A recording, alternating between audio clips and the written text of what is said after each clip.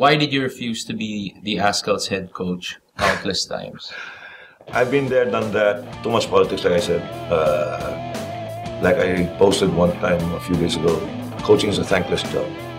With what's happening with Michael Weiss, we talked about it already before, personally, one-on-one, and I said, it happens. And I said, you should know that because you worked also somewhere in other countries as well. There's no such thing as a permanent job in coaching, in any sport.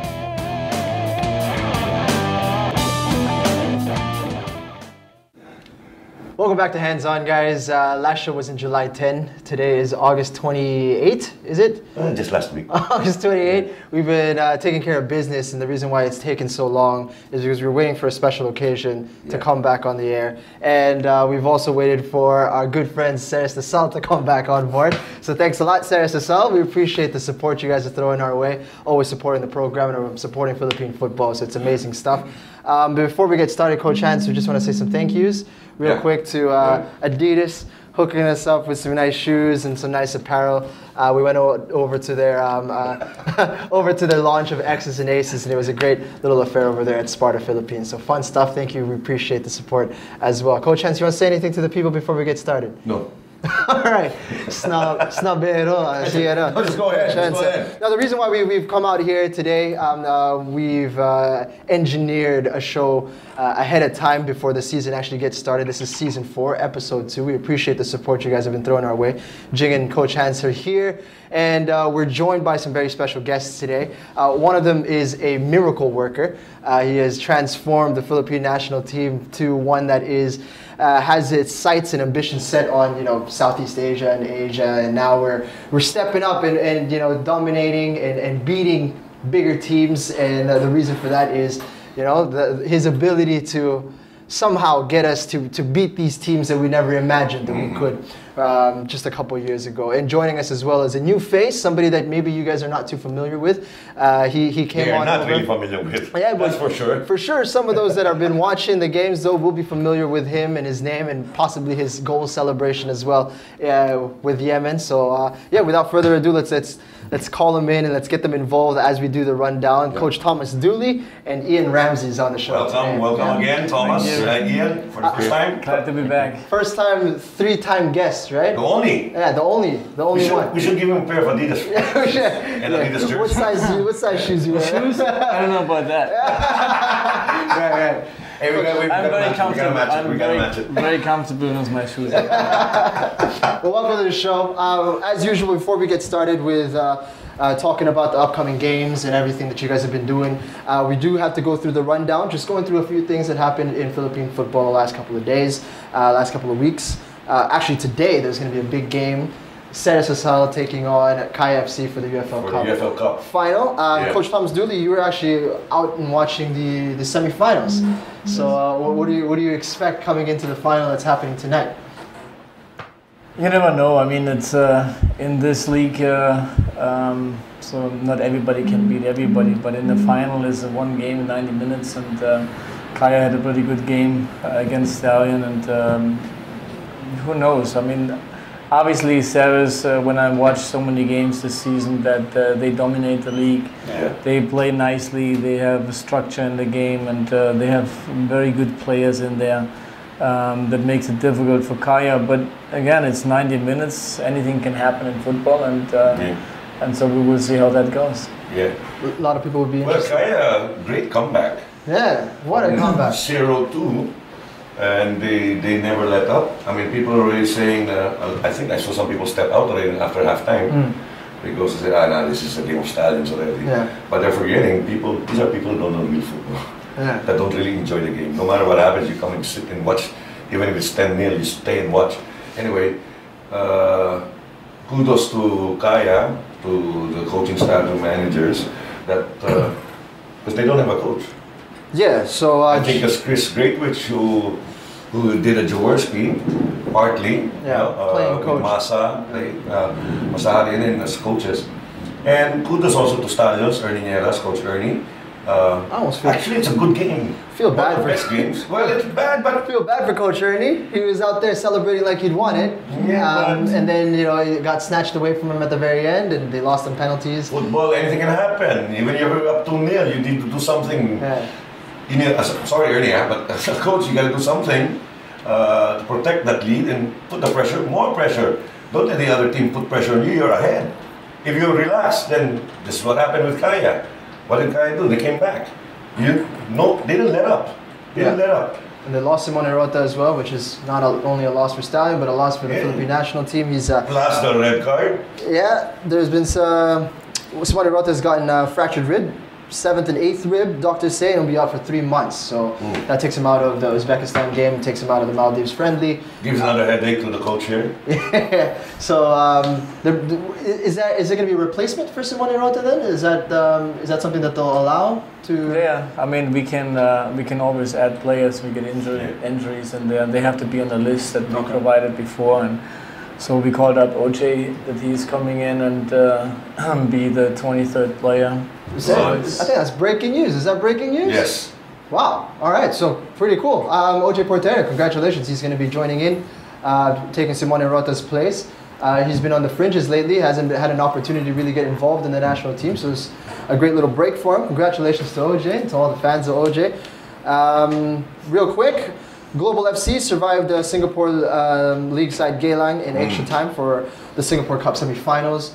Hartman scored a hat-trick in that one. Yeah. And Salenga, the other goal scorer in that one, so they win 4-1 on aggregate.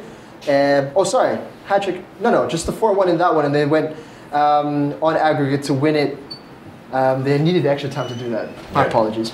The next match is in September against Albirex Niigata, which is a Japanese Singaporean side in the semifinals. So that should be interesting. Global FC has been involved in a lot of things lately, not just winning games in Singapore, but getting kicked out of the UFL Cup as well. They got fined 250,000 pesos. They got kicked out of the UFL Cup, and Satoshi Otomo, the guy who was the center of all the debacle, has been suspended 6 games, which is unnecessary because he's back in Japan. Anyhow, the whole reason for the debacle was the fact that Satoshi Otomo was said to be Filipino, but did not have the necessary documents to prove that he was Filipino at the end of the day. Yeah, the background there is Otomo came in as a foreign player, Japanese. Yeah. I think the fault of Global here was that they didn't inform the UFL that he was working on his papers, and I don't know if it's allowed in the middle of the league to do that. I don't know, you guys, through your experience, if you can change your eligibility in the middle of the league.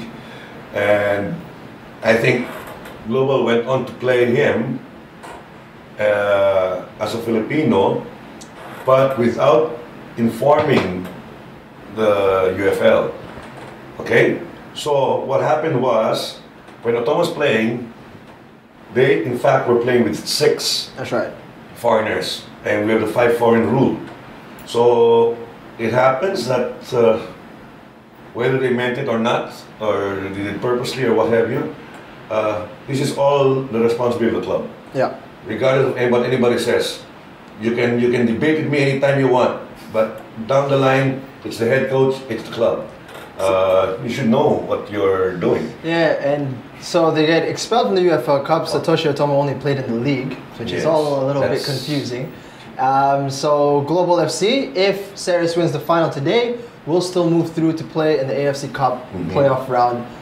Lucky for them, right? They came up with an official statement. We're going to put it up on the Facebook page. It's them feeling horrible about the fact that people are attacking them and they feel as if they've done nothing wrong. We're not going to read it out. It's up to you to figure out which side of the fence you're on this one. Plus, Satoshi Otomo also sent out an affidavit saying that Global was in full knowledge of the fact that he was not Filipino and that they went on and tried to register him as a Filipino. This is a Japanese. We're going to put that up on the Facebook page, and you guys can feel free to comment and react on that. Also, there's a good article by Ryan Phoenix that you guys can check out about the entire ordeal as well. A lot of raised eyebrows lately, and surprise, and rightly so, I think. And we're just gonna leave it at that, all right? We don't want to get into it too much because here we're gonna have a lot of conversation about the Azkals in the upcoming games. And speaking of that, the 23-man lineup is out, and we have it. We're going to display it for you guys here. Of course, Simone Rota is on this one still, and he's going to be replaced by OJ Porteria. But let's just take a quick look at everybody who's in it. Do you want to take a look, Coach Hans? Yeah. Are we gonna put it up here? Yeah, go ahead. All right. Since it's not there, okay. The 23-man lineup is Manny Aguinaldo, No surprise. Jun Badeli as a third keeper. That's one surprise. This is Isaac Bahadoran, third or fourth? fourth keeper. Fourth keeper, sorry. Misak, of course. Kenshiro Daniels, Patrick Dato, our second or whatever keeper. There's a lot of them. Yeah. Neil Etheridge, Yeah. Juani Girado, Kevin Ingreso, Jerry Lucena, Paul Mulders, who's back. Yeah. I don't think he was in the first 2 games. No. Am I Yeah, correct? He wasn't in the first 2 I games. think he's recalled. Yeah. Okay. Rowan Muller also is coming back in. He wasn't there with us in the last 2 games. Manny Ott, Good friends, Manny Ott. Stephen Pala, Stephen Schrock. Is he healthy? Yeah, he's almost 100%. Almost 100% from the past. That's what's nice about this qualifications. It's so long, and it takes time for our players to recover from injuries. Javier, of course, Patino, Iain Ramsay here, who's with us right now, Patrick Reichelt, and of course, replacing Simone Rota. Coach Dooley just said it earlier. OJ Porteria is coming back. Good job. Daisuke Sato, Martin Stoibel. Stoibel? Stoibel. Okay. That's it, right? Martin. No more debates, yeah? Stoibel. Stoibel. There it is. Okay. Dennis Villanueva also. Was he in the roster? Who? Dennis Villanueva. Yeah. He was in the roster last. Yeah. I think he Okay. was, I think he Okay. was. Luke Woodland and Phil Younghusband. There you go. Of course, there's some names here, regular that people. Before you start asking questions or tweeting or sending on Facebook, we will tell Coach Dooley to we don't answer even before it comes. Just to let you know, guys, it's always the coach's prerogative on which players, not the fans. Okay, it's not a showbiz type. It's not a beauty contest. I'm not insulting the players, no. I'm just saying. Also depends also on the attitude and of course fitness of a certain player. Why he or she is not in the roster for the national team and all this. So I think it was already explained by Coach Dooley before we even played Bahrain. Why, like number one, why James wasn't there, OJ wasn't there.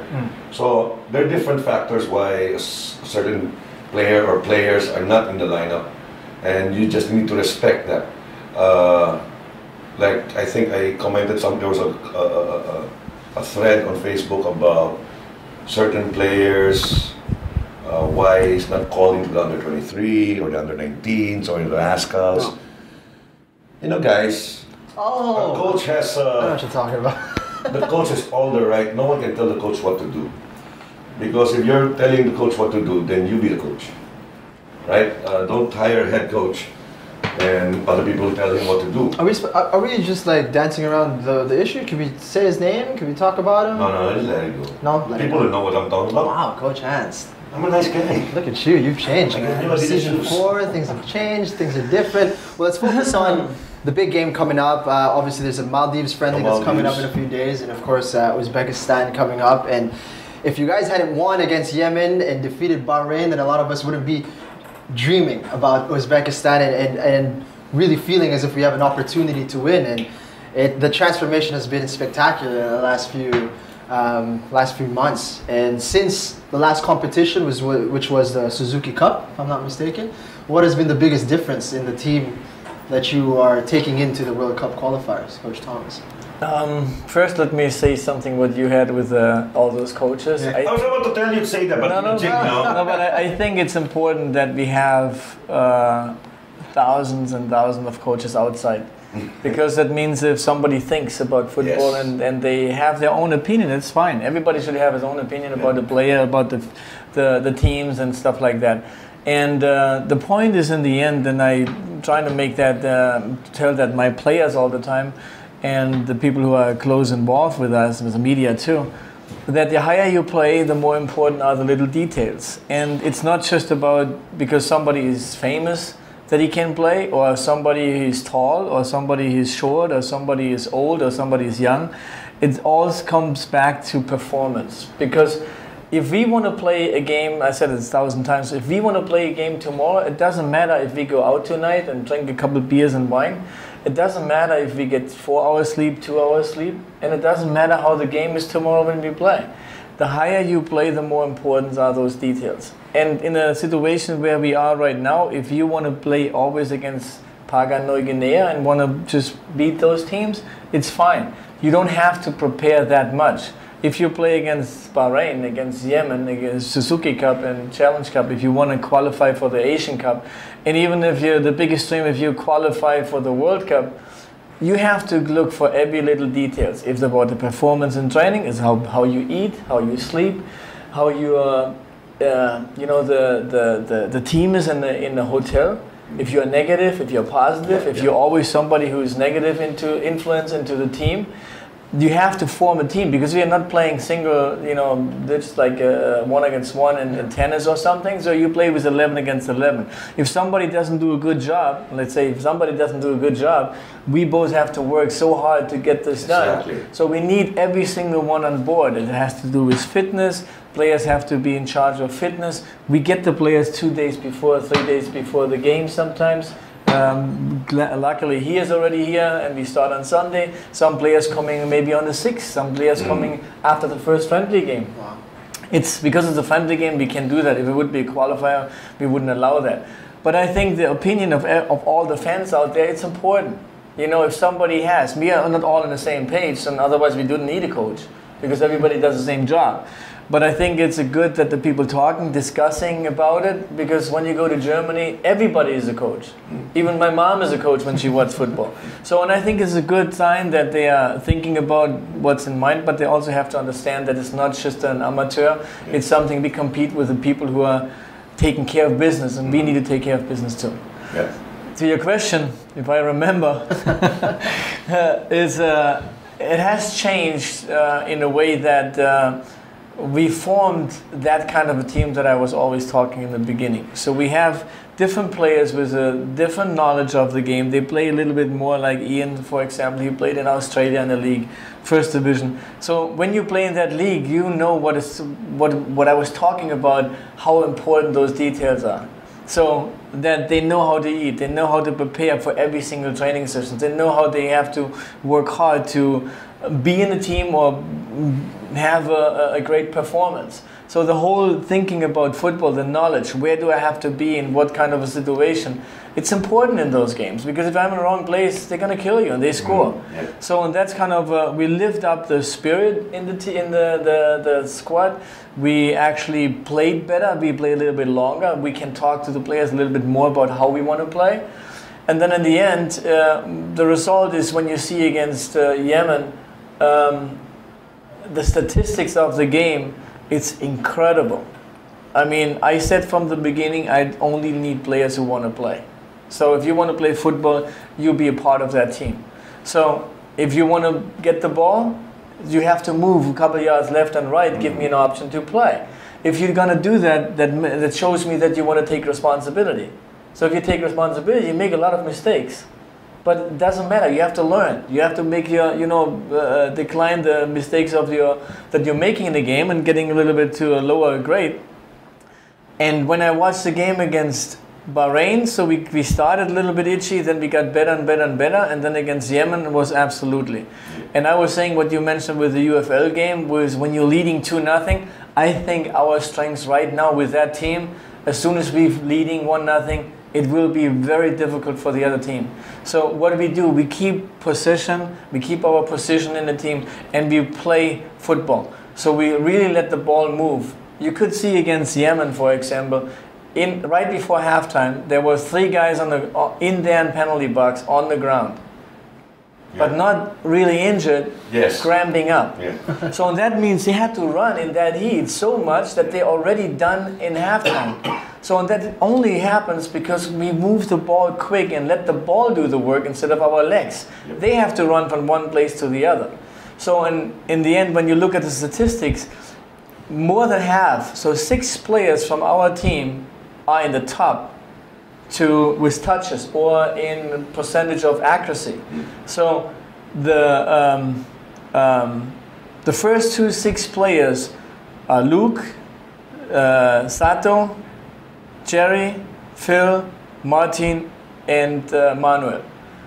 And then we have Neil as a goalkeeper making only 5 mistakes. Or he lost the ball 5 times. It means a long ball if somebody gets it. It's a lost ball from 33. So this is incredible too. That shows that we play football. And that's what we didn't do before in the Challenge Cup against Maldives. It's difficult to play against Maldives in front of 15,000 in a football stadium. It was difficult to play, and we could manage to win that game in overtime, as you remember, 3-2. This will be now a different game. We play in a bigger field. They are not at home. We are at home, and we play better football right now. So it will be an interesting game, but it's not. I take every game serious, but still, the Uzbekistan is much more important than that one. Yeah. 2 questions for you. You just started coming up when you were talking. Shit, let me one. I forgot Old age, folks. You do that. It happens. I don't have my coffee anymore. It happens. Have you ever regretted, talking about the Azkals, no mention of names. Have you ever regretted making a mistake of putting who your first 11? A certain player or players? Not in the first 11. No, who are the first 11? Anybody who you played? Since you handled the Azkals, when you came in and you handled the Azkals, have you ever regret? Not really regret. We as coaches cannot regret. I know, that's what I mean. We made a mistake. Like let's say we made a mistake of, like this certain player showed us well, like what you were talking about. In training, good attitude, diet, how sleeping, the habits or whatever. Then you place this player. Then suddenly this player never really performed up to par. That you didn't expect him to play that way. No. No, never? No. Let's. What a nice guy. No. I took maybe players out. Okay. That I was later on thinking about. You shouldn't have. Maybe I should have left them in. Okay. The other way around. Yeah. So it's when you start with putting a lineup or even with a roster. We have 50 guys on our list, and from those 50, you have to put together like 23. Because we can have only 23 on the roster. Yeah. So to get those 23, sometimes 23, 24, 25, one of those maybe has to come in, and then you're getting in more to details about which one is better, which one is different. Before it was often though that you could say, from those 23, the 23rd and the 22nd, they won't play anyhow. You can never say that because we have in each position, we have different guys and different skills and different characters and all that stuff. So you think about so much how you want to play. Who would be the best in the situation? It has something to do with the opponent we have. Where are they weak? Where they have some problems, but we can actually exploit those. So they have 1,000 things in your mind, and in the end, you always, and it's not just me, I'm talking to my assistant coach, Sebastian also, and with Dan also for influence, just because Dan is not within training, but he has something, he knows something or whatever. It's always, we're getting all those information together and then we're coming up with a solution like, okay, this is the best, what we can think of. But that's when you start the game. After the game, always better. That's the same thing now we play against Maldives. What do? Do we let all the players play who play against Uzbekistan? Or maybe not. So you're coming up and maybe that day or a day before we start the game, I make a decision like, hey, maybe I give this guy a rest and this guy a rest and we play differently or we try something out, or maybe we just play with the best team we have, or maybe I give the other one the chance to play. Now you do one way because you're totally convinced how you want to do it. Somebody gets injured and it's like, why did I let them play? So afterwards you always could say, I might should have changed, but when you start and you have the first 11 in there, you're not thinking about there was a big mistake. It's always like I'm taking one guy out and say, when I watch it, and I talked to 2 players or 3 players, and I told them, when I watched it on TV again, I should have kept you in. Well, it doesn't mean that it would be different in the game, because you never know what happened. He's the one who's making a mistake later on. So you just don't know. You always know from the past, and you can actually say next time, because of this happened, maybe I'm doing the same next time. So football is a great sport, and you never know the outcome. One reason why I asked you that question is just for the for the fans, football fans and fans of hands-on, to say that, coaches, we realize sometimes we make mistakes. We're just human. But you won't see it from the coaches because that's, it's like that saying that captain will always come and go down the ship. Right. But in sports, it's like when the team wins, oh, what fucking good group of players we have. When the team loses, a stupid coach.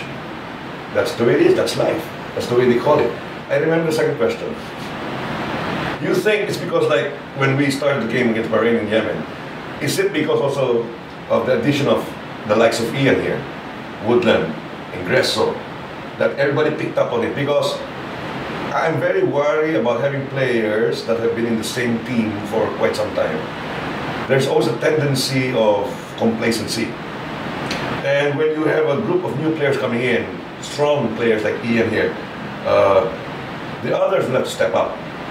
And the attitude, the work ethics of the players, that the new players are coming in, will always take effect of the other players. And I agree 210% with what Coach Thomas here was saying about, attitudes, your diet, your rest, how do you sleep and all this. For me, number one is attitude. Is because if they see new players coming in and the work rate of this certain player or players is so at a high level, and you just dilly-dally and do yourself, like superstar, oh, fuck, I don't need this shit, I'm just gonna do myself, I'm gonna play anyway, things like that. Do you think Bahrain, Yemen is, that these guys, like Iain here, like I said, did that have an impact on the rest of the players? Of course. It did, right? Of course. That's what I was sitting after the Suzuki Cup. I was sitting with Dan, our manager Dan Palami together, and we talked about the future. We saw that we can reach out a level where it's difficult to move on much more, and we need, and we agreed on, and that we need. If we want to have a short-term success, we need to have new players. We need to get players with a little bit more experience, with a little bit more, not attitude, but a little bit more professionalism into bringing into their team. And the long-term process is obviously 6-8 years to develop those players. And with those players like Iain and Stefan Palla and Luke and Kevin, that the players know. And I was trying always, from the beginning, I was trying to talk to the players and let them know it's all about what you want.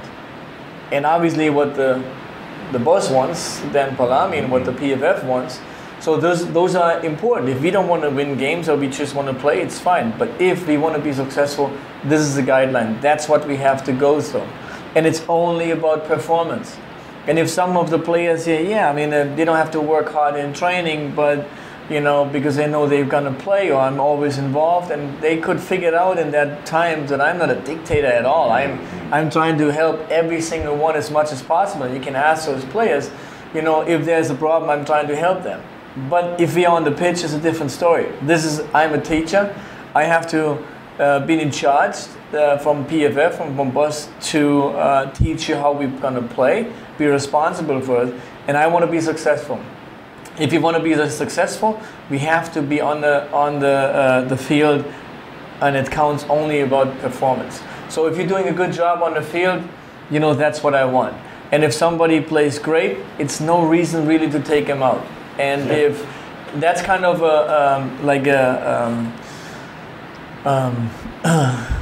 kind of a level we would like to have in training. The competition has to raise a little bit. Yeah. So, and if somebody knows I can get only in because I'm on the bench, if he makes a mistake or maybe he has a bad game, it doesn't mean that you will stay in. The thing is, I said to the players, if you're coming in, you have to be better than the one I'm taking out. If you're not better than the one taking out, why should I put you back in? Yeah. And if somebody doesn't do a good job also in training, because again, we're sitting together on the last training session, what's the feeling about the player? He misses all day long, the whole week, he missed all the time. Why should I put him in the game? Because he does the same thing. Yeah. So I made it clear after the Suzuki Cup to the players that actually almost 90% of the players, they start by zero. We get new players in, and everybody needs to fight for the job. There's every training session counts. If you don't do a good job in training, you might be not as starting, because we think like this. If you go like this during the week, you cannot step on and play a great game. So, and I think it worked out very, very well. And because of the good players that we got in, that the level and the competition in training race. Yeah. And when the competitions get better, the game will be better too. Yeah. The players are more concentrated. The players are not going out at night, before training. The players are eating right, because it's something about you have to be 100% fit. And I said it so many times too, with fitness. With fitness alone, you cannot win the World Cup. With fitness alone, we cannot make it to the World Cup. With fitness alone. Without fitness, we have no chance at all. So that's what the players should think about. With the fitness alone, you have to have that. It doesn't mean it gives you a guarantee, because you have to be tactically right, technically good, and willingness, willpower, and all that stuff has to be in place. But if fitness is missing, you have no chance at all. Without fitness, done. Yeah. So, and that's what I see in training, that they are fighting, they are working hard, they are focused, and that's why we raise the level, more concentrated in the game, making less mistakes. I hope we're going to do the same thing against Uzbekistan. I think some of people watching now are wondering, when's Iain going to start talking? Yeah, I was just going to get to him, actually. I thought about that too when I was talking. I was like, what, he's Iain? No. I've noticed even before we went on air that Iain's really a quiet guy. It's just because he's next to you guys, man. You guys are talkers. But not on the field, that's good. I like that. No, but Iain, when did you hear first what year did you hear about the Azkals and what they have achieved? Not long after I started playing professional football in the A-League in Australia, and I started hearing about the Azkals, the young husbands, obviously. I got a Filipino mother and a lot of Filipino family back in Sydney, and it started with obviously the young husbands and watching them on TV and the success of the Azkals in obviously the Suzuki Cup. Obviously brought popularity to the team, I've been watching the team, for the last few years, religiously, seeing how well they're doing, and obviously they had that success in the Suzuki Cup, and I had a lot of talks with Thomas and some staff as well, from the Philippine national team, and I said, if I make a decision to come, I'm going to be 100% about it, and then coming fully committed, and I feel I have done so far, and I'm very happy to be part of the Azkals. Who made the first connection? Was it you to the Philippines, the Philippine Football Federation, or them to you, or Dan Palami, or was it Coach Thomas? Yeah, it was Dan Palami, Ace Bright, and obviously Thomas as well. As I said, I had interest there, for a few years, and I said to Thomas, when the time is right and I'll make my decision, I'll be fully committed to it, and I think I have done, so far, and it's been very exciting to be here, and we've got off to a great start in the qualifiers, which I'm really proud of, and I hope to pick up, where we left off. We've got a tough game against Uzbekistan coming up, but in saying that, I think the team has grown in confidence. It's a team of a lot of new faces, but with that great start, I think we're going into this game, with a lot of confidence and momentum, and I'm very excited to be here, and I'm sure the rest of the squad is, and we can't wait to get started. How did you get along with the rest of the players, the team, the staff, and all this? Yeah, everyone's been very welcoming. The staff, the players, even the fans as well. Everyone works hard for each other, and Thomas touched on it. In terms of training, there's healthy competition for places, and it's only a good thing for the coach. It's a good headache, to have in terms of picking a starting 11 or a squad, and it's a healthy competition, and it's a great place to be at so far. So, when exactly what year? But you said you wanted to be part of you were hoping that that somebody in the Philippines was going to get in touch with you? I mean, how did people know that we had somebody who was playing the A-League in Australia, you know, like a player like you? When was that you were hoping that you would be noticed? And who was the first one to get in touch with you? No, I think as a player, you're just concentrating on doing well for the club that you play for, concentrating on being as consistent as possible, and obviously, yeah, you hope that one day that you can play for the national team. Obviously, I'm from Australia, but I'm fortunate as well to have a Filipino background, and I'm a proud Filipino in itself. And yeah, I was over the moon when I started to hear there was interest for me, you know, to play for the Azkals. And as I said, you know, once I made the decision, you know, the rest is history. I'm just fully committed to it, and I'm here to make a difference, and a positive difference as well. Don't tell me your favorite Filipino food's adobo. That's what they all say. Yeah, chicken adobo, and also I like sinigang. Oh, at least with sinigang. Balut. And, That's Coach Thomas. yeah, It's not a meal, man. favorite dessert as well growing up. You know, I always helped out to make it was halo halo. So Hello, okay. yeah, you know, so. Have you tried balut? No. Okay, Thomas. Like I told all the others, like this guy also, remember? I said, you gotta try it. You guys, your first time in Philippines, you have to try balut. You know, balut was part of the Amazing Race test. Was it Amazing I did Race? see that, yes. Yeah, Amazing Race. I think the Amazing Race, yeah. People didn't know that there's such thing as balut. But you heard about balut. Of course, yeah. Okay. One thing I want to add too, because of him, when I came over and I talked with Dan about it, he has actually all over the world, he has people scouting a little bit, and that's actually how he gets all those names. There are different players down in Inter Milan and young players, 16, 17, 18 years old in Italy and stuff. So we have to wait another maybe year or two. If we can get to the next level, then it would be easier. But with him was too, when he, you know, mentioned with Iain and they had talked to him and everything. So I was looking up a little bit about him. And I saw that also he, you know, with his Facebook and always like, or he's following always the Azkals and find out what's this. Like, we need to get that guy over here.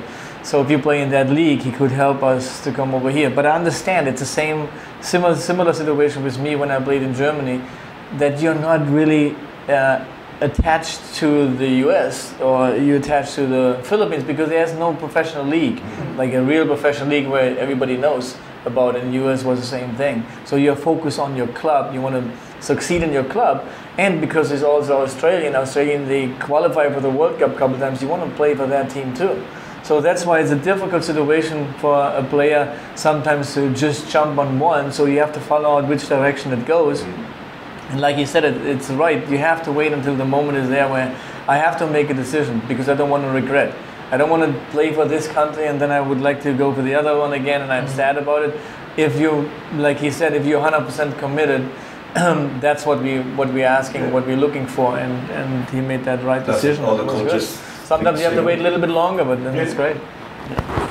For those who didn't get to watch the game, or it's just a flash that came by you, this is Iain on his second game. Second game. Second game for the Azkals. Yeah. Roll video. Puta, pwede daw showbiz. Man, I like it.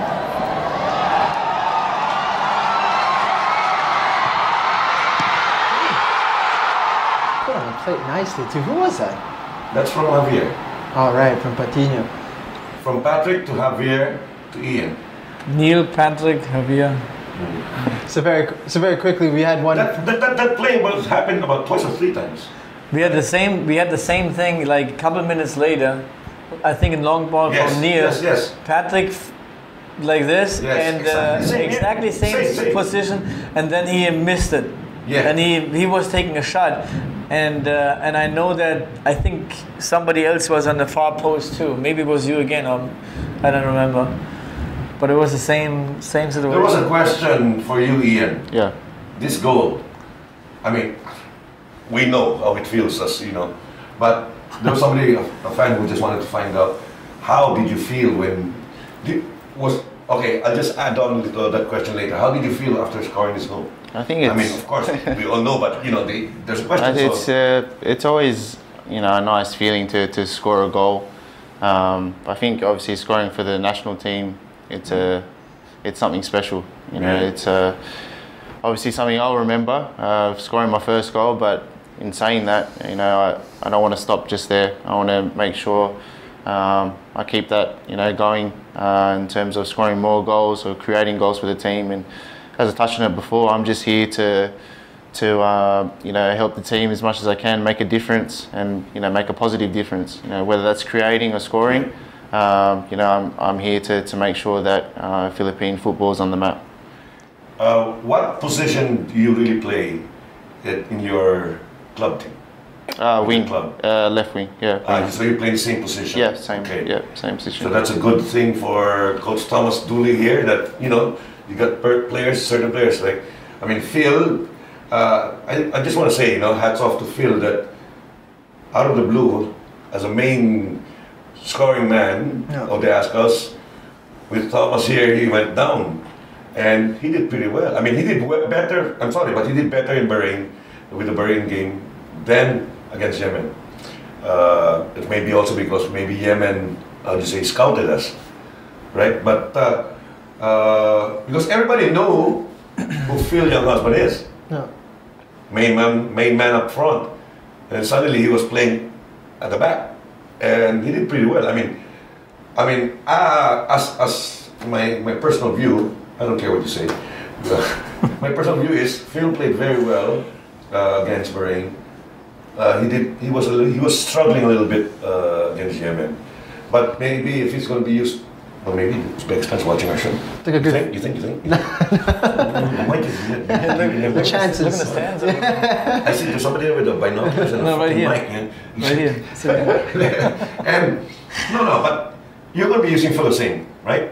I mean, most probably you'll be saying the only change. I mean, is because of Simone, he's out with injury, so you got to look for somebody else that's going to replace him in that position. You're going to be using Phil again at the back, in the mid, and then leaving, of course, Iain at the left wing, and then Iain might played for Luke in the back, and Phil, I was thinking about maybe putting him in goal. That's one. Yeah. No, but in I mean, can switch things Don't up. worry, man. Uzbekistan's don't know what's the show. But the thing is, like, people that- I heard that a couple of times after the game too. Phil, strange, he plays in the midfield. Phil is a midfield player. Phil is a playmaker. Phil needs to get touches. He needs to get the ball. He distributes the ball beautiful up front, beautiful on the left, beautiful right. Why did he play forward? Because nobody else could score goals. He's technically so good and he can turn and he has a good shot in front. That's why he scored a goal. It's a waste, for me, my view, it's a waste to have Phil up front when you can use him in the midfield. Yeah. He is such a great player. He always wants the ball. He has a great technique. He is physically strong. First touch. He works his butt off right now defensively, and it's with Manu in the middle. They do an excellent job. So we have Javier up front, and now we have Patrick up front, and we have now OJ coming in. He could play up front. We have so many good players. Ian could maybe play up front. Misa could play center up front. So the position that we need to be creative, it's the center. And the center, it's Phil. It's perfectly designed for him, because the way we play, as you can see it, that we open up when we have the ball, that we're using the speed, we're using the space, because that's easy for me when I want the ball to go 5-6 yards left and right. And if we're going back, if they're coming into our half, we make it tight, so that it's difficult for them to get through. So you could see against Bahrain, you could see against Yemen, the only chance that they had against us was playing over the top. That was our weakness. We couldn't read the game very well. So that's what we have to work on. So, but on the other hand, there was no passing through. You could see how frustrated Bahrain was. Perfect. And then when we get the ball and we are so tight, we need good players who can handle the ball, technical players, Manuel or Phil. Right there in this position is perfect. Trying to find Javier up front, and then we spread out, make it wide again. And then you have two players in the midfield. It's like Manu and Phil. They run a lot. They work hard. They are technical good. They have all the space in the middle to get in a position where we can find them. So from there, he plays some. Look at how many diagonal balls that Manu and Phil were playing in the midfield. That's why I'm saying for me, there was not a surprise at all. It was a surprise in the beginning that why does this player plays up front? And I know when I came in because we don't score goals.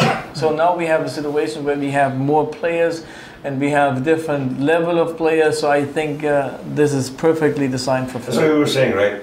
Thomas has got a good problem. You mentioned, and what you meant, nice problem or good problem? Yeah. Players complementing each other, like what Thomas was saying, that Phil is a player that has the work rate, he's got the touch on the ball and all that, he can give good balls. The reason why he's only up front because he's the only one who can score. Yeah. But now with players like Javier up front and you have Patrick there, you can put OJ, anybody there, they complement each other. So it's easier, of course easier said than done, but when you have, like I've been saying, when I got interviewed after the friendly, remember when we had the foreigners for EFL? They asked me what I thought about the Azkals, I said, they were saying something mentioned about the new Azkals. I said, there's not a new Azkals. Azkals is Azkals. We just have other players coming in, and from player 1 to player 23, 24, all quality players. So it's a good problem that Coach Dooley has, that, you just have to look for the right combination. Yeah. And of course, it's easier for Thomas here when he speaks about attitude, all this, we keep on coming back. If you're wondering why I keep on repeating this thing, the attitude, habits, eating, sleeping, because mainly what an athlete's all about. And it's easier for the coach to see that. It's easier for the coach to decide. Yeah. I just want to say this also for the other UFL players, our local players. You got to work your ass off. Yeah. Don't think just because I'm a professional now, I'm getting salaries, I was able to buy my motorcycle, I'm able to do this and that. No. Continue working, no matter what. One player that I feel like has stepped up the most in the last couple of months is Misa Bahadoran. You mentioned that, raising the level of play, bringing the likes of Iain in, and he seems to have thrived in that sort of environment, and he's been able to put it out on the pitch. What has been the biggest change with Misa Bahadoran? I think it's a mindset with him. I had this conversation like the day before the game. So we had the final training session in the stadium, and then the players cooled down. Somebody took some shots, some did stretching, some didn't do anything. So I walked over to Misak and told him, why do you make it so easy for me not letting you play?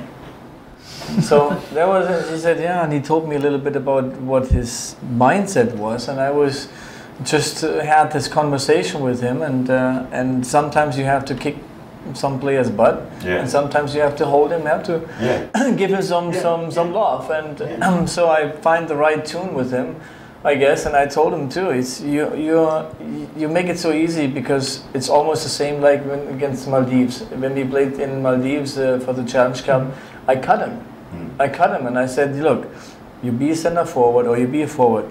You're not scoring goals in training, you're not dribbling, you're not running back, you're always complaining.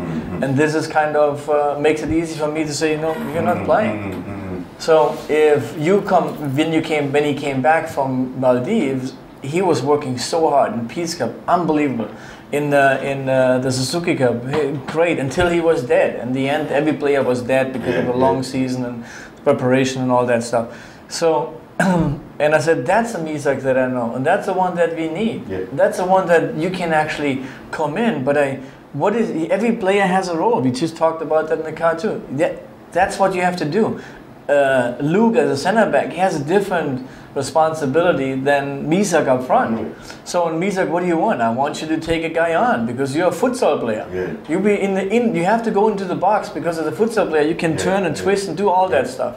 If you go in because you're one of the fastest players we have. If you have 50 yards in front of you and the player is right there, just take him on, put the ball in space, run. It's almost impossible for him to follow you. And if you're in front of the goal, you need to score goals. That's why your forward is in. And as a defender, you have a totally different thing. Sato, you don't have to score goals. if you can, I would be a great asset. Yeah. But the first thing first, you be in the back with Luke and with Shelly that we are not getting scored on. That's your job. Whatever you need to do.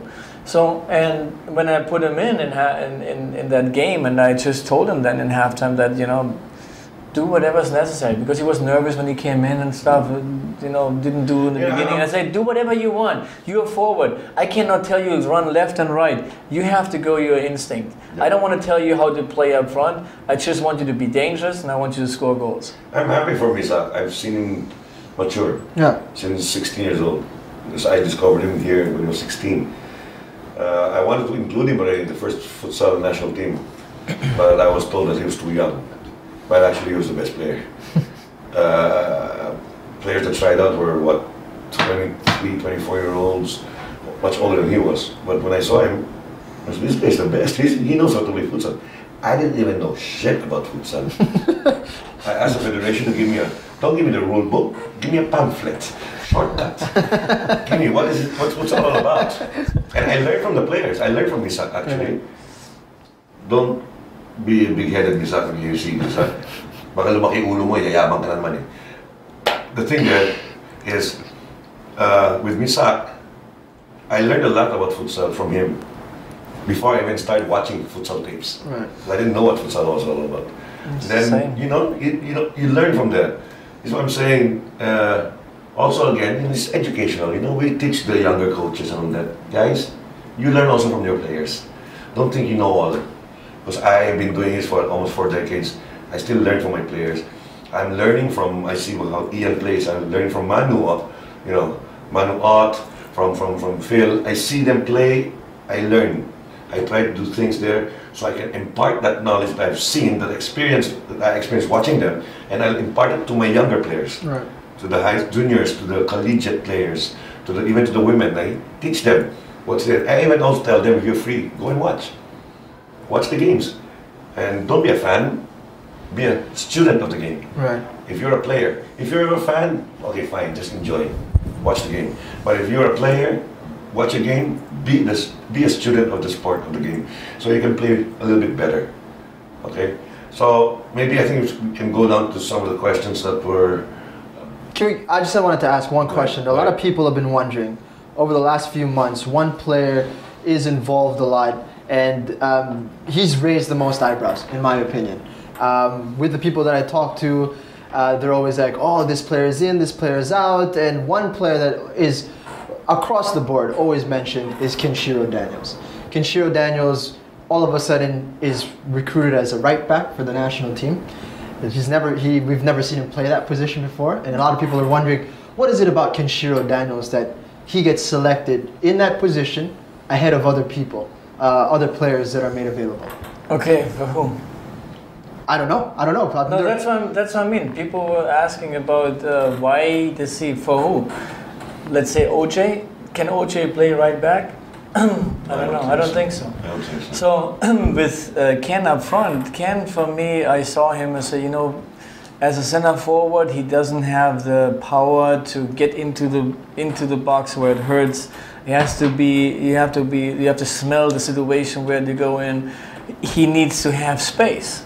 So because he's fast, he has long legs. He has a figure as a runner who can run maybe 90 minutes.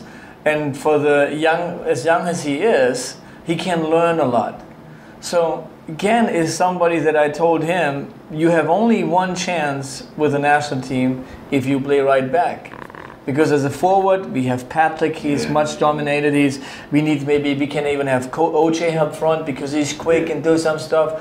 But Ken, he doesn't score so many goals and he's not that dangerous up front. So and I said, what I can see you is bringing you into the national team and you can learn from the players and you can study the situation playing as a right back. So as a right back, you need to understand how to defend. He's good in the air. He has a good size that he can actually win headers. And he can, if he can run 90 minutes, he can be with his speed that he has, he can go back and forth on the outside. Because those, in the system that we're going to play, in those positions is like the outside players are like railroad players. They're going back and forth and back and forth, sometimes maybe breaking in, but most likely you go and be losing the ball, you have to go back as soon as possible. And that's a position that he can play. So that's why he's in. There's nobody else that I mean, can maybe get a 35-year-old one that position. And I said he wouldn't play anyhow. What do? You better get a younger one and try to teach him that he can learn. And maybe not right now, maybe in 2-3 years he can play that. What did you see in Ken? What did you see in Ken? I mean, Ken when you saw him play, he was playing right the wing. Yeah. He was playing a wing position. What did you see in him? I mean, I think he's the youngest.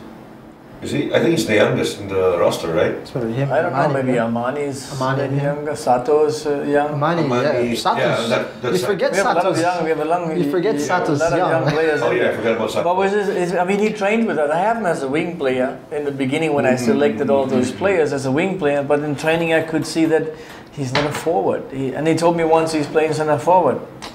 And I was telling him, I don't know, I don't see you as a center forward. And I said, if you, well, my experience, what I see, I think that you could be a good right back.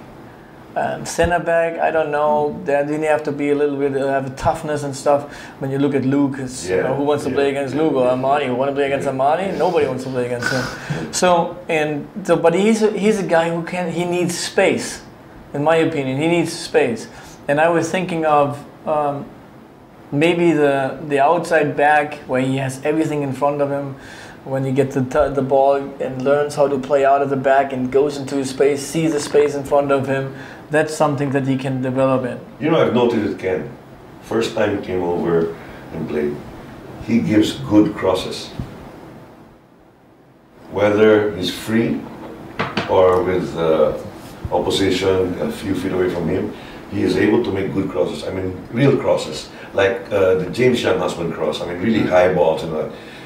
Of course, when he came in, knowing that he was young, he needed a little more experience. But that's one thing I've noticed with Kenshiro. Yeah. He gives good crosses.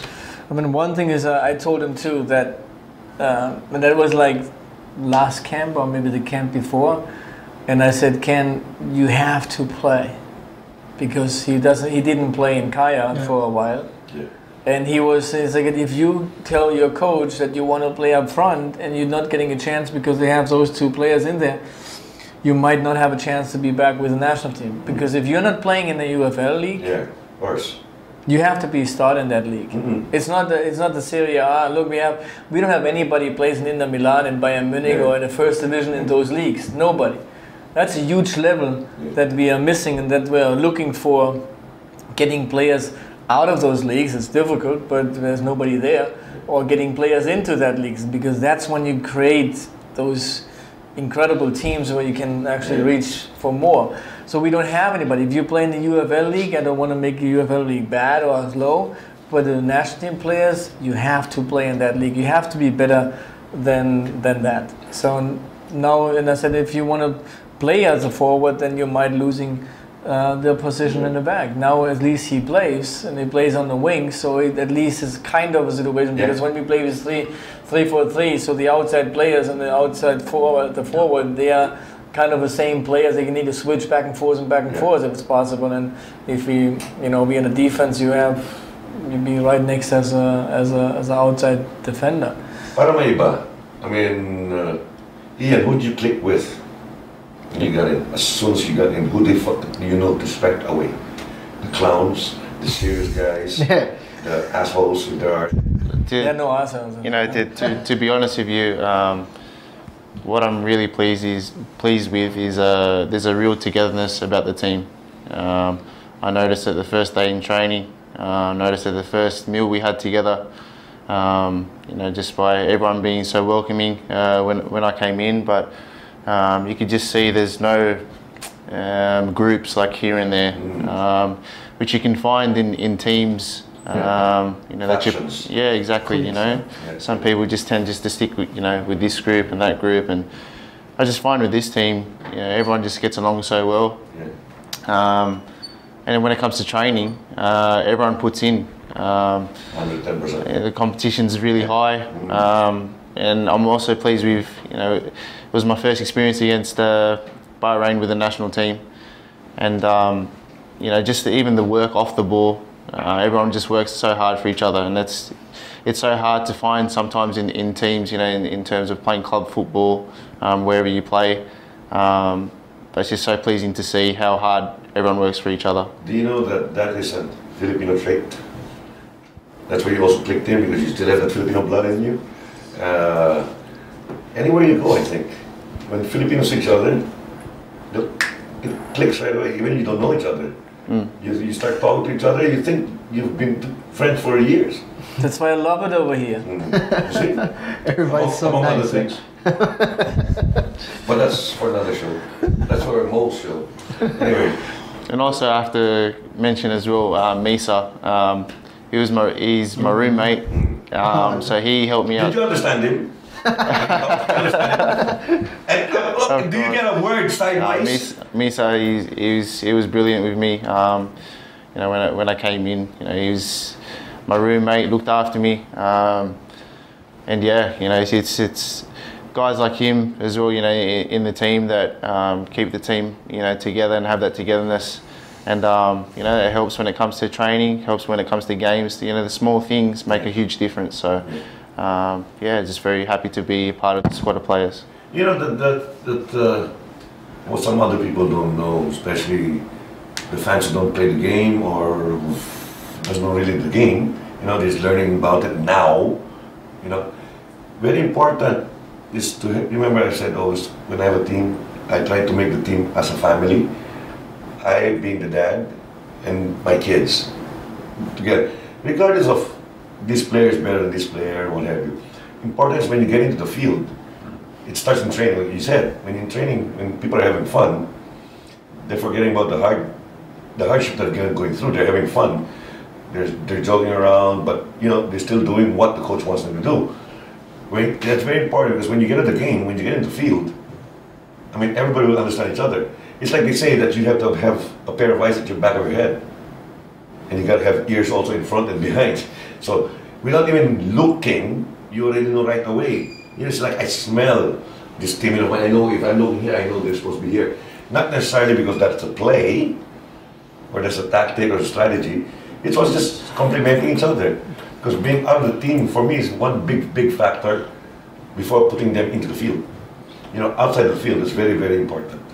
So I agree 110% with what Iain just said.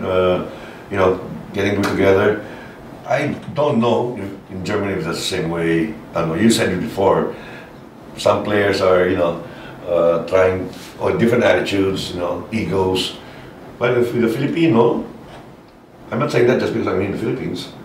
Okay, I'm saying it because of my experience here in the Philippines for 50-some years. I could see that anywhere, any sport or anywhere else, syempre magulang din yung Pinoy, pero you know, I'll tell you about what I'm saying, what I said about those two words. The thing there is, it's like a fun thing, you know. The Filipino, it's a characteristic of the Filipino. You want a sense of community, you know. So when you come in, they make you feel welcome. It's just like this. The people I have met in Europe or in the States, they'll ask me about the Philippines. The grandparents are still in the house. They live in the same house with you, or sometimes the in-laws or whatever. No matter how old they are, because in some countries they send their own parents to a home for the aged and all that shit. Here in the Philippines, I think the ones in the home for the aged, because these are, without most of them who know connections with relatives. Yeah. While here in the Philippines, we take care. So I remember one evening in Sweden, we were walking around with the staff. There was a drunk woman, and she was so drunk, and we were walking around the Philippines on her jacket, right? She was so envious.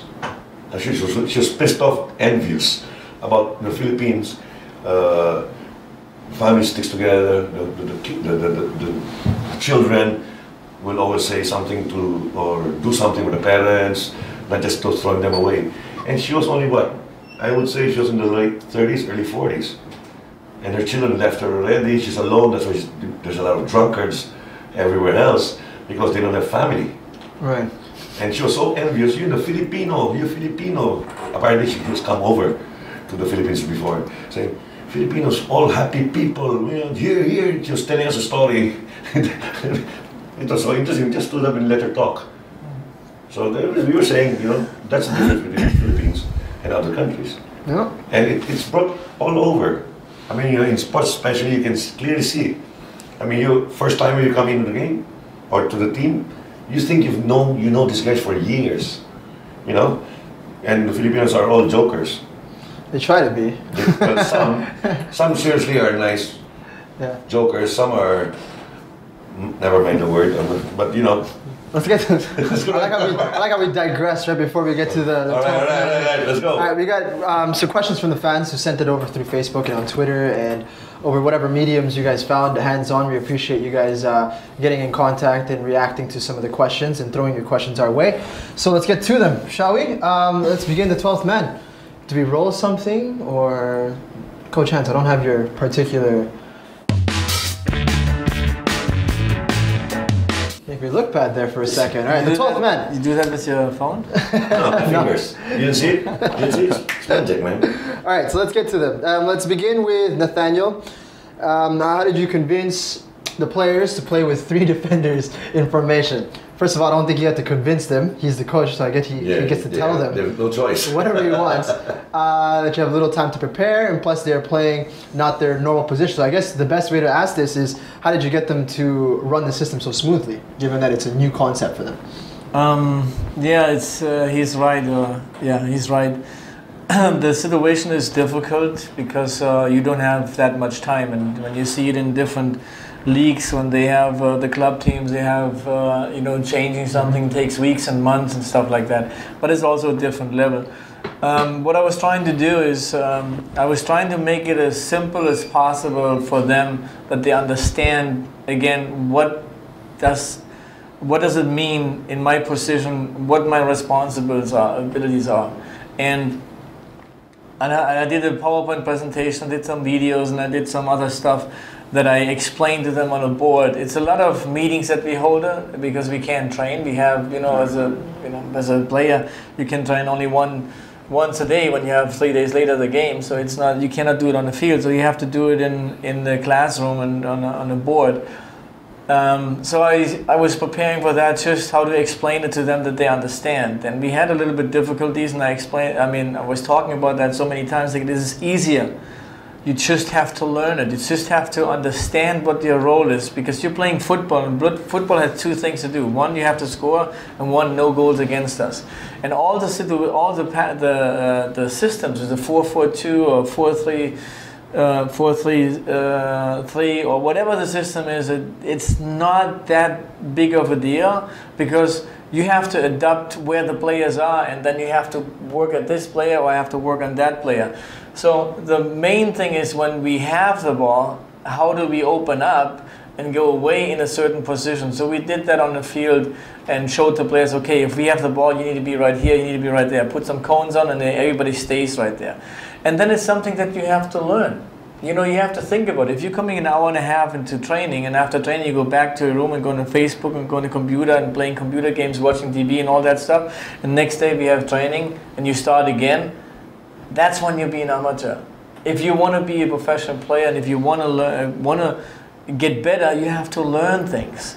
So when I told them, then you have to think about it. So the next day, I remember when the assistant coach came, Sebastian came over and said, Coach, some of the players were saying that we don't want to, play it. They don't feel comfortable with it, and I want to do it, and I should change it and everything else. And I told the players, listen, if you, I told you that before we play 3-4-3, there are 2 options. Either you're gonna learn it, or maybe I find somebody who can play it. Right. So I put the pressure on them that, okay, then let me know what your problem is, and we can discuss. So when I had individual, meetings with players, and I told them, okay, that's what you need to do, and you need to understand, it's simple, it's easy. It's much easier for you instead of playing a 4-4-2.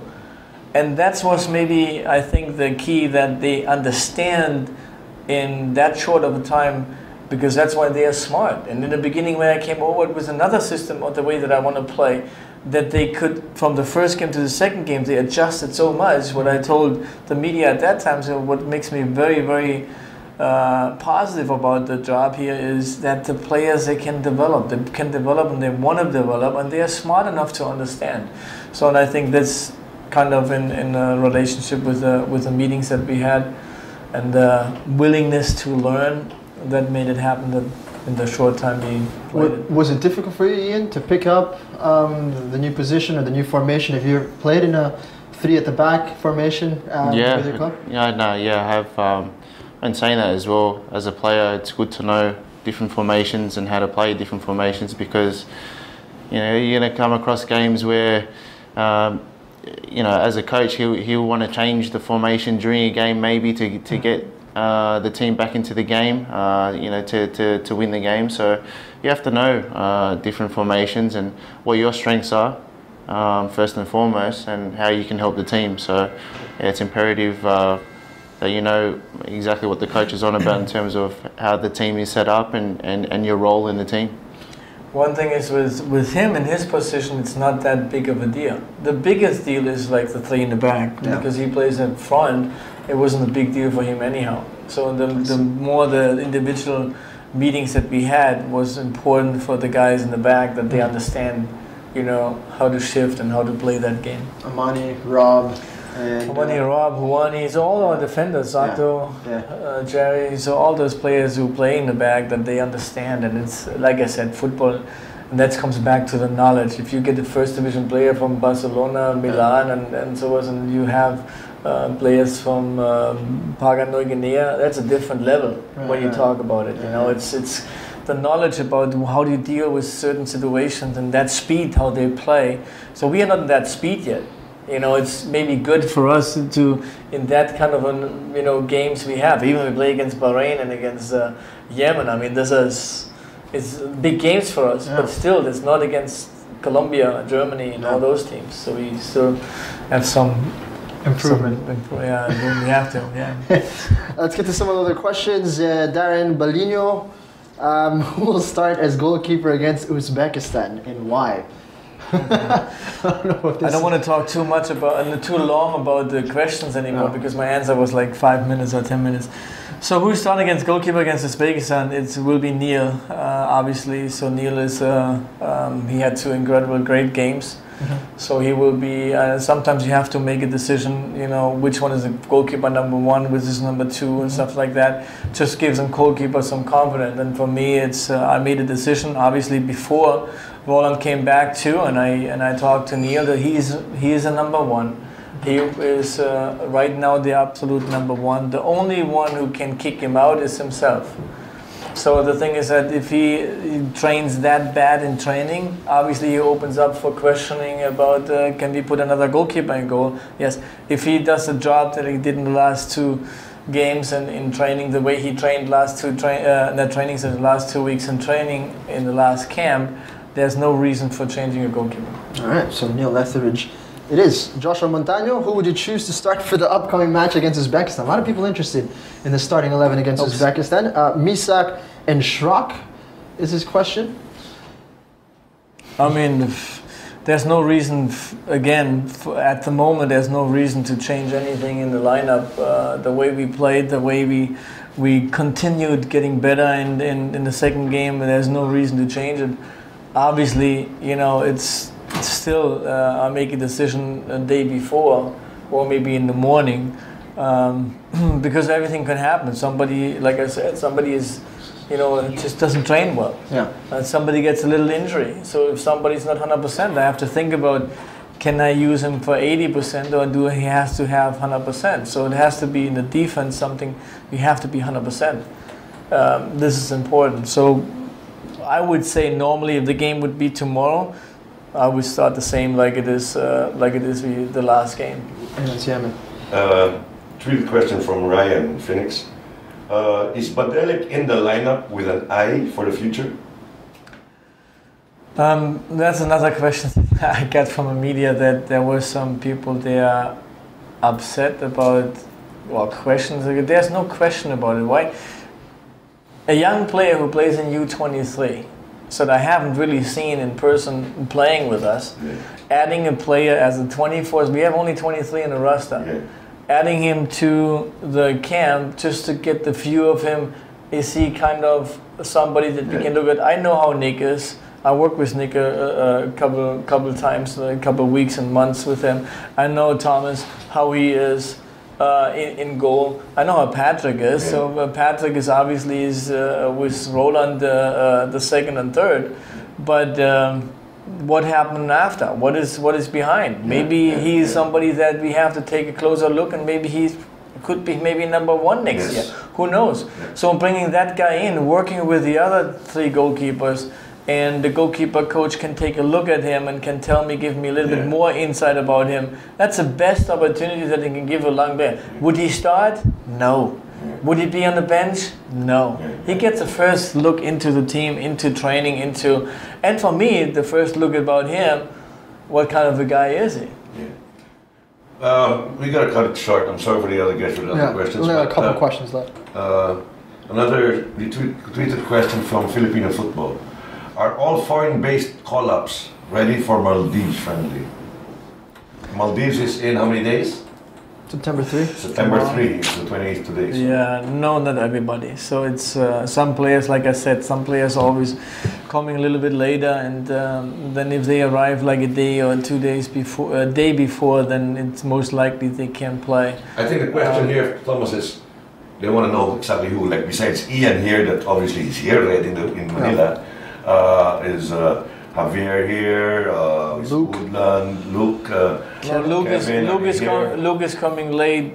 Javier is coming late. Pala is coming late. Those are the three guys Kevin? who are. Kevin and Müller. They coming on I think on the second or on the first. So it's kind of those three are the ones we might miss against Maldives. Okay. All right, saying hello to everybody on YouTube, by the way, who's catching us live right now. Didn't know we were broadcasting live on YouTube today. But appreciate you guys sending in your questions, but unfortunately we're not going to be able to get to all of them. We've already had one question. We might have time for one more, and this one's an interesting one. Jason Itong, that's his name. Probably not his real name, would you say? 10 years from now, where will Philippine football be, is his question. And this is something that I feel like is perfect to ask Coach Thomas, simply because you've raised the bar in terms of the ambition levels of the Philippines. Everybody felt that we were going to go through this road where, it's going to be a long process where you have to get to the same level as, Malaysia and Indonesia. And that's the area where we have to dominate first, And now you've just sort of taken it to a different level where all of a sudden we're going to compete with Asia now. We're going to go to the Asian Cup, and that's what we're going to do. And you've brought this whole mindset where everybody's filled with confidence rather than, just aiming for this high. Everybody's now here. And if we end up anywhere in between that, then we've already made it success, So I'm interested as well because you are frequently at the games. You watch the UFL League, you watch the Cup, and, you get an opportunity to see the direction in which Philippine football is going. So you've got a great seat to figure out what do you see in the next 10 years. What I see, like I said before, it's the long-term process is 6 to 8 years, 10 years even more so, but 6 to 8 years is 2022, and that's where we need to be focused on making some of the teams angry, like Japan, Korea in the qualifier. So right now it was like going to the Suzuki Cup, the Challenge Cup, be a part of the Challenge Cup is something that we want to go, and now we went to the final, we almost won. So it's kind of the next step is we need to be a part of those 12 best in Asia. That's the goal that we have to have right now. That's what I also see that we belong, the way we play right now. 6 to 8 years, the World Cup is something that I would like to see us to be in the Asian Cup, be among the 12, and having a realistic chance to be maybe in the second place in our group. So for that, we have to develop players. Obviously, nothing against the players that we have right now. They can develop so much, but in six years, they are also over 30, and it's kind of has nothing to do with age. But I think when you look at if you're getting the young players, a 14, 15, 16-year-old player right now, and you can teach him football and you can work with them 6-7 times a week with theory lessons, with practice and stuff, and you can guide them into that level, then we might have some experienced players like Iain with us leading the young players 18, 19, 20, 21 years old into that kind of a system. I think that is doable, but it's a lot of work. We have to change the culture from the basketball culture, from the kids into the football culture, and tell them about this is your opportunity to get out of the provinces, get in a better stage. You have the whole world in front of you where you can get out and play. This is kind of a mindset we have. We have to brand football in this country. If we brand it, then we get kids. If we get kids, we can develop them. If we develop them, we're going to be successful. Well, I just had a texting question from unregistered number. Apparently this person knows me, so identify yourself after the show. It's a bit dangerous, your phone number just out there, huh? I'll send this out to Iain. Is there a big difference between playing on grass versus turf? Which is better for our team? Grass. Grass. Yeah, the AstroTurf is obviously good for all conditions in terms of when you got bad weather or whatever. But yeah, it's more natural to play in the grass. It's better for your joints, your knees, your ankles. Less chance of getting injured on the turf. You know what I found surprising is after the World Cup, and there were reports after the Women's World Cup that does played in grass, played in turf. I always thought that playing on artificial turf was faster. Apparently not. The study, because every World Cup, there's this study group, technical study group, we call that, right? Big difference in percentage on speed. Sure. It's faster on the grass. That's what they were saying about if it's turf, you need to wet you still have to wet it. Yeah. You have to water down the artificial turf. So, but that's surprising because I thought all the time that it was quicker on artificial turf. Apparently not. No, it's not. One thing is because of the type of grass, and the second thing is the rubber that you have in there. Every time it bounces, it just takes the power away. Yeah. Where you have just regular sand and you have the grass on top of it, and it goes like that. But to water a turf field, it's not that you want to make it faster. It's because of the heat. Because of the heat, when you play on turf with the rubber, you get the players and they come in more because they have to run. It's burning on your on your soul, and this is difficult.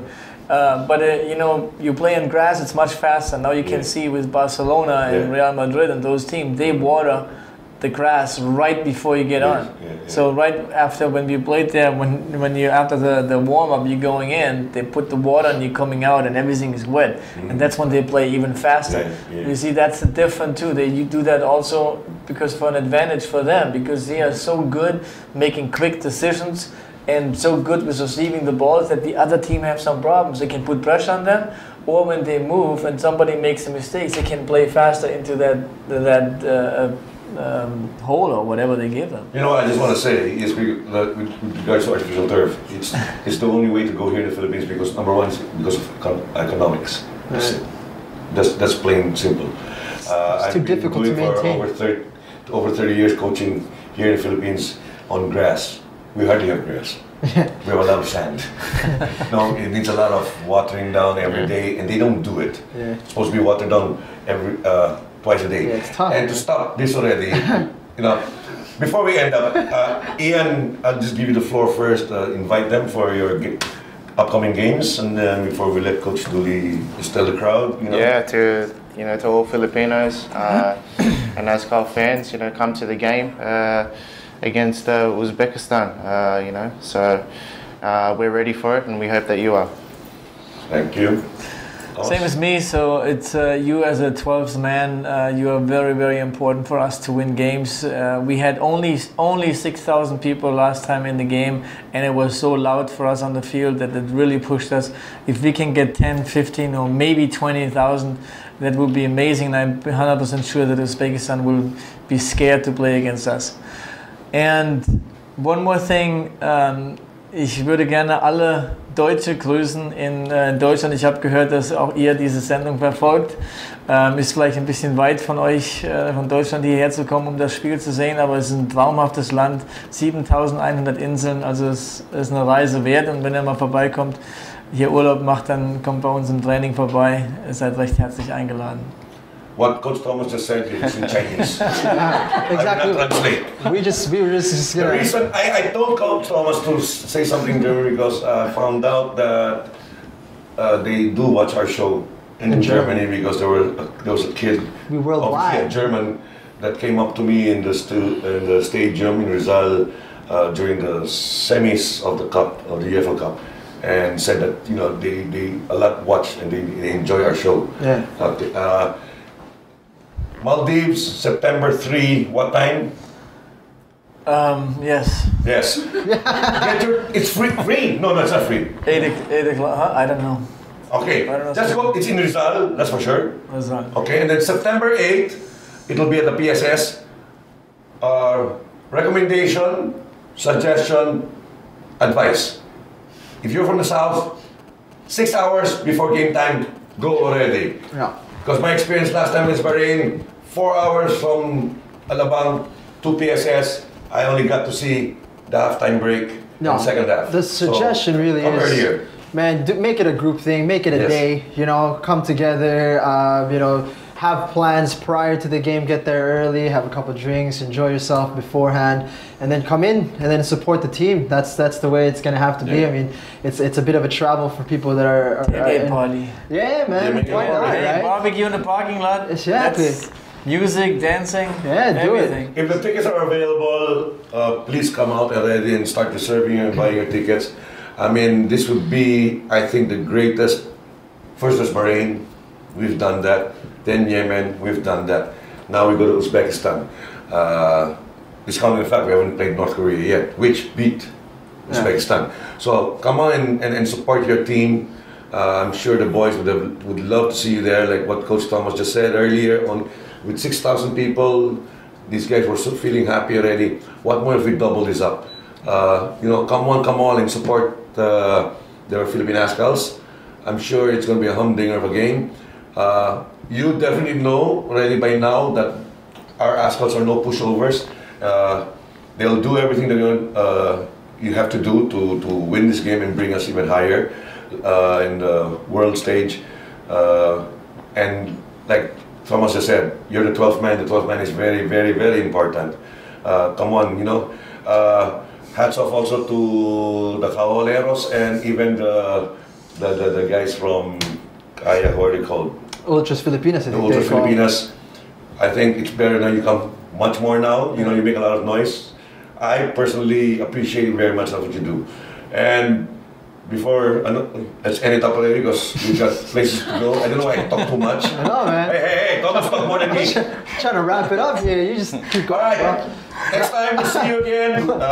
Your guest will be our guest. So, September 8th. Make sure you guys check it out. Uzbekistan is the highest ranked team in the group. They've had not the greatest results in the last couple of months, but it's going to be a tough game. And for those that have been discouraged to watch the Azkals in the last couple of months, I mean, there haven't been, the last couple of years, some of the attendance has dropped off a little bit. And this is the perfect time to watch it because not only because you're supporting your team, but because entertainment-wise, the team has never been this good. It's fun to watch. They're attacking, they're holding possession, and it's fantastic spectacle. So go out, watch the team. Thank you for coming by again, mastermind of the next level of Philippine football, and Iain Ramsay. We appreciate you coming by. Thank you. And getting over here and introducing yourself to the Filipino fans. So done and dusted. Philagidorn, he was on texted that. I will save your number.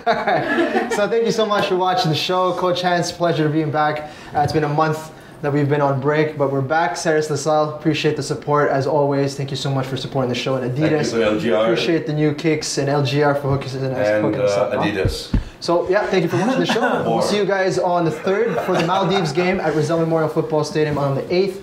That's in the Philippine Sports Stadium, all the way over in Bocaue. All right, so that's for Uzbekistan. We'll see you guys there. All right, thanks for watching. The views and opinions expressed on any program are those of the persons appearing on the program and do not necessarily reflect the views and opinions of the New Media Factory.